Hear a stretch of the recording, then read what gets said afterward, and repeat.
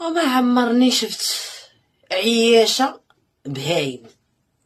وتصور 26 واحد اللي مات في بني ملال وما غاديين يشجعوا المنتخب بحال ما كاين والو.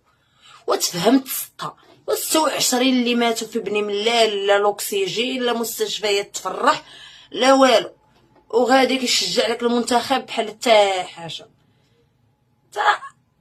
ترى تفهمت سطة. والشعب ديال مو مراقي، الشعب ديال مو خصو غيتلها، خصوها مع من غيديروا له شي لعيبه يديروا له مهرجان يمشي يشطح فيه يديروا.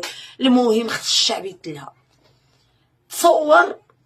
تصور الهالك مو ماتت وداير المهرجان، مو ماتت هو داير لك المهرجان.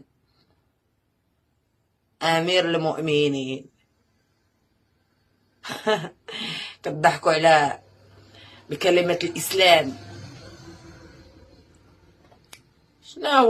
شنو عندكم المعاطيه وعندكم الحظيه وحاضين بلا ما جوارينكم. شنو شعب امي خصو اخنوش. راه مازال ما ربيتيش ليا المغاربه، ربي ليا عياشه الله يخليك، ربي ليا العبيد، تربي ليا العبيد وديما عاش الهاليك كونوا معانا على القرص.